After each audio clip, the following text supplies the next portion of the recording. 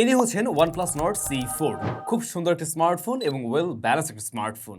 এটার প্রাইস পয়েন্টে সত্যি সব জায়গায় পারফেক্ট করার ওরা ট্রাই করছে, বাট OnePlus গ্রিন লাইন এরকম অনেক বিষয় আমাদের মাথায় ঘুরপাক কাছে আই নো।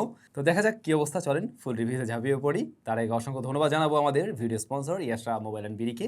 ওরা আমাদের কাছে রিভিউটি পাঠিয়েছিল আরও প্রায় 2-3 সপ্তাহ আগে, আপনারা অলরেডি হয়তো জানেন।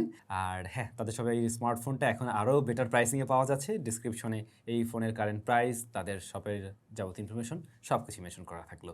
স্মার্টফোনটা প্রথমত দেখি অনেকের হয়তো ভালো লেগে যাবে রিয়ার প্যানেলের ডিজাইনের কারণে, কারণ রিয়ার প্যানেলটা প্লাস্টিক হওয়া সত্ত্বেও দেখতে কিন্তু প্লাস্টিক লাগে না, একদমই গ্লাসের মতো লাগে। এবং এখানে ওরা একটা ওই যে টাইলস বলেন বা মার্বেল স্টোনের একটা প্যাটার্ন বলেন, সেই বিষয়টা কিন্তু আমরা একদম সুন্দরভাবে ফুটে উঠতে দেখছি, ভালো লাগতেছে দেখে। তবে খুব বেশি স্মাজেস ফিঙ্গারপ্রিন্টও বসছে না, এটাও একটা ভালো দিক আর কি। আর এর বডি ফ্রেমটাও প্লাস্টিকে তৈরি, মানে অ্যাটলিস্ট যে কোনো একটা তো ভালো করা উচিত ছিল। মানে বডি ফ্রেমটা প্লাস্টিক ওকে, বাট রিয়ার প্যানেলে গ্লাস দিলে আরও বেশি প্রিমিয়াম ভাইব পাওয়া যেত এর থেকে। IP54 এর রেটিং রয়েছে, তার মানে ওই হালকা পাতলা ধুলাবালি স্প্ল্যাশ প্রুফ বলতে পারেন। পোর্টস অ্যান্ড বাটনে প্রায় সবকিছুই আছে, প্রায় বললাম কারণ ওরা 3.5mm হেডফোন জ্যাকটা উড়াই ফেলছে, ওরা দেয় নাই। তবে এখানে সেকেন্ডারি নয়েজ ক্যান্সেলেশন মাইক এবং IR+ টাচ সেন্সরটা আপনি পেয়ে যাচ্ছেন। Display size 6.7 inch. এটা AMOLED panel, 120Hz high refresh rate, যেখানে আমরা 1 বিলিয়ন কালার সাপোর্ট দেখছি, HDR10+ এর সাপোর্ট রয়েছে এবং 1100 নিটস পিক ব্রাইটনেস আছে এই ডিসপ্লেতে। তো ব্রাইটনেস দিয়ে যদি শুরু করি, ইনডোরের জন্য তো একদমই ঠিকঠাক, আউটডোরেও দেখা যায় ডিরেক্ট সানলাইটে খুব কমফোর্টেবল না মনে হলেও চালাতে পারবেন আর কি, সমস্যা হবে না এই ডিসপ্লেটা। আর এইটাতে একটা আপডেট আসার পরে দেখলাম নেটফ্লিক্সের ক্ষেত্রে আমরা HDR একদম ঠিকঠাকভাবে পাচ্ছি আর কি। তবে ডিসপ্লেটাতে হালকা ব্লুটুথ আমি পেয়েছি, একটু ওয়ার্মের দিকে নিয়ে যদি ব্যবহার করেন তাহলে কিন্তু এটার থেকে আরও বেটার আউটপুট পাবেন, বা আরও বেশি হয়তো চোখে দেখে ভালো লাগার কথা। হাই রিফ্রেশ রেট চেক করা হয়েছিল, 120Hz একদমই ঠিকঠাকভাবে পুশ করতে পারছে এই ডিভাইসটি। তবে ইউটিউবে গেলে এটা দেখলাম যে 90Hz গিয়ে লক হচ্ছে। আবার আরেকটা কথা দেখলাম, এর যে গ্যালারি সেখানেও 90Hz লক হচ্ছে। অন্য জায়গাগুলোতে দেখলাম 120Hz পুশ করতে পারছে ঠিকঠাকভাবে। ইয়াসরা মোবাইল BD-তে এই স্মার্টফোনটার বর্তমান দাম 8/128GB 35,990 টাকা। এই প্রাইস পয়েন্টের ফোনের ডিসপ্লে আমি মনে করি ঠিকই আছে। এখন একটা প্রশ্ন তো থেকেই যায়, ভাই আমি কি গ্রিন লাইন বাসের মালিক হব? এখন এইটা তো ভাই এই মুহূর্তে আমিও বলতে পারছি না, কারণ এইটা অ্যামোলেড প্যানেল, সুতরাং পড়লেও পড়তে পারে, বাট না পড়ুক এমনটাই আমি আশা করব। আর OnePlus বাংলাদেশে তো অফিসিয়াল চলে এসছে, ওরা আবার ক্লেম করলো গ্লোবাল ভ্যারিয়েন্টের স্মার্টফোন হলে আপনি সেক্ষেত্রে ওয়ারেন্টি ক্লেম করতে পারবেন, বিনামূল্যে আপনার ডিভাইসটা ঠিক করে দেওয়া হবে, এরকম তো শুনলাম, যদিও এটা গ্লোবাল ভ্যারিয়েন্টের ফোন না। যাই হোক, ডিসপ্লের একটা মন্দ আমি বলবো, ডিসপ্লেতে কোনো ধরনের বোধহয় প্রোটেকশন এরকম কিছু নেই, আমি কোনো তথ্য পাই নেই। গ্লাস প্রোটেক্টর অবশ্যই ব্যবহার করবেন। স্মার্টফোনটি রান করছে ColorOS 14 বেসড অন Android 14 এবং এটা পাওয়া যায় 8/256 128GB ভ্যারিয়েন্টে। UFS 3.1 হলো স্টোরেজ টাইপ। আর স্মার্টফোনটিতে প্রসেসর হিসেবে রয়েছে Qualcomm Snapdragon 7 Gen 3, যা মূলত 4nm একটি প্রসেসর। এই প্রসেসরটা এই প্রাইস পয়েন্টের জন্য কি বলেন, ব্যালেন্স প্রসেসর অবশ্যই, এই প্রাইস পয়েন্টে খারাপ বলা যাচ্ছে না। তবে এটাও শিওর আর একটু বাড়ালেই আপনি আরও বেটার চিপ পেয়ে যাবেন। যেমন আপনি এই স্মার্টফোনটিতে Redmi Turbo 3, এই স্মার্টফোনটিতে কিন্তু আরও একটু বেটার চিপ পাওয়া যায় 8S Gen 3। এর পাশাপাশি আইকুর বেশ কিছু ডিভাইস রয়েছে, সেগুলোতে আরও বেটার চিপ আছে আইনো। বাট এই প্রসেসরটাকেও অবশ্যই খারাপ বলা যাচ্ছে না, কারণ ডে টু ডে টাস্কগুলো সামলাতে গিয়ে একদমই হিমশিম খায়নি। প্লাস এই প্রসেসরটা খুব বেশি হিট জেনারেটও করে না, একদম হালকা একটু ওয়ার্ম হয়, তবে গরমের কাতারে পড়ে না বা থার্মাল থ্রটলের কাতারেও পড়ে না। আর হ্যাঁ, এটা কিন্তু ColorOS-এ রান করছে, অক্সিজেন ওএসে না। যদিও অক্সিজেন ওএসে রান করলেও খুব একটা হামরি লাভ হইতো না, শুধু নামটাই হইতো, কারণ ইউনো যে অক্সিজেন ওএস এখন ColorOS-এই একই জিনিস। সো এইটার UI এর মাঝে আমরা বেশ কিছু ব্লোটার পেয়েছি, বেশ কিছু গেম টেম আছে, আরও বেশ কিছু ব্লোটার আছে, যেগুলো আপনাদের প্রয়োজন না হলে অবশ্যই ইনস্টল করে ফেলতে পারেন। করে ফেললেই বরং ভালো, আরও বেশি ক্লিন লাগবে, আরও বেশি সুন্দর লাগবে আর কি। এমনিতে এর স্ক্রিনটা কিন্তু বেশ smooth, plus app open close time বেশ ফাস্টার। ইভেন এটা র্যাম ম্যানেজমেন্ট আমি ভালো পেয়েছি।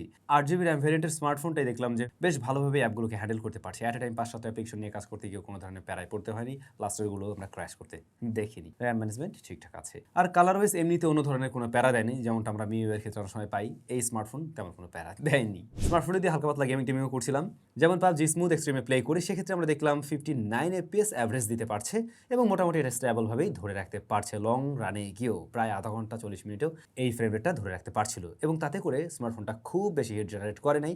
হালকা গরম হয়েছে, তবে অনেক গরম হয়নি। অলসো জাইরোস্কোপ সেন্সরটাও ঠিকঠাকভাবে কাজ করেছে PUBG-তে।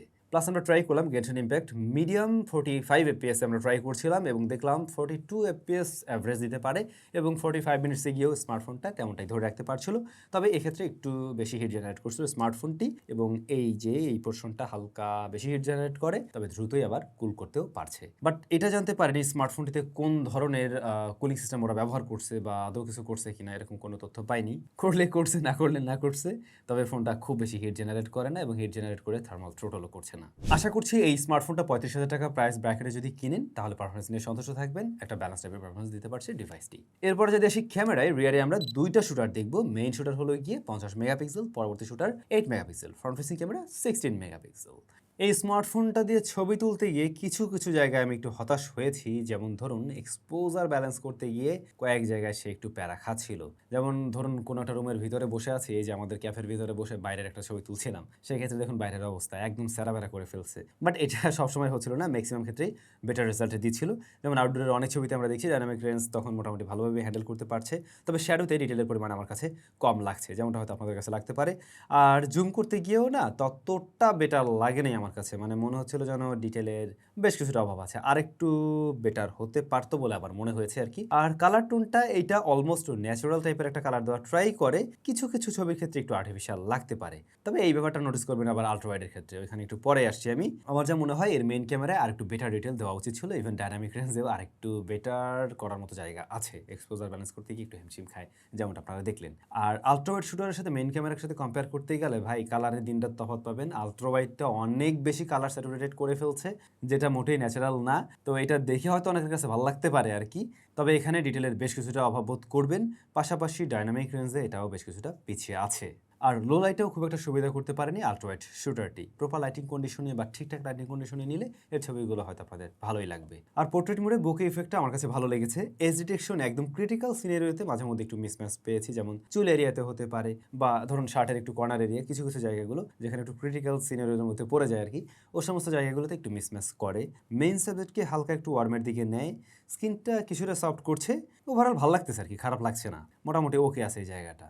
তবে ফ্রন্ট ফেসিং ক্যামেরাটাতে ইমপ্রুভমেন্টের মনে জায়গা ছিল, এইটা অনেক বেশি ওয়ার্মের দিকে নিয়ে নিচ্ছে। ম্যাক্সিমাম ছবি আমরা এমনটা পেয়েছি, এই জায়গাটাতে আর একটু বেটার হওয়া উচিত ছিল।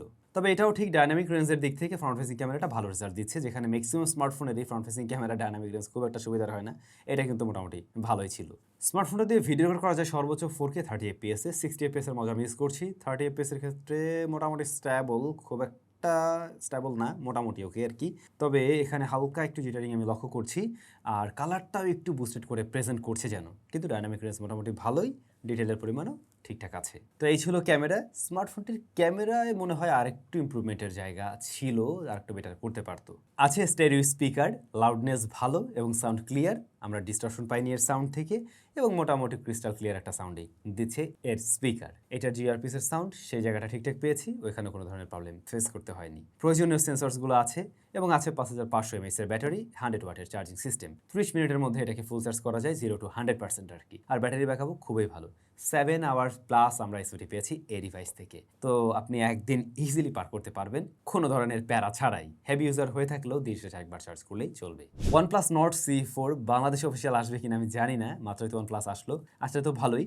তো এই ডিভাইসটাতে আমরা যে সমস্ত জায়গাগুলোতে কমপ্লেন করার মতো পেয়েছি, 3.5mm হেডফোন জ্যাকটা নেই, রিয়ার প্যানেলটা প্লাস্টিক, এটা ভালো লাগে নেই। ক্যামেরা আরেকটু ইমপ্রুভমেন্টের দরকার ছিল বা সুযোগ আছে বলে আমি মনে করি, হয়তো ইন ফিউচারে আপডেট দিয়েও আরেকটু বেটার করা পসিবল। তো সেরকম জায়গাগুলোর দিকে যদি কোম্পানি একটু নজর দেয় তাহলেই হলো।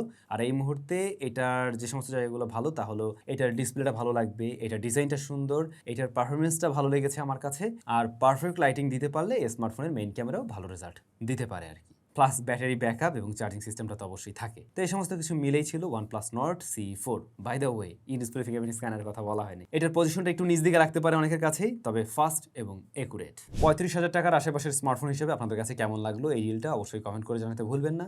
ভালো থাকবেন, অনেক বেশি ভালো।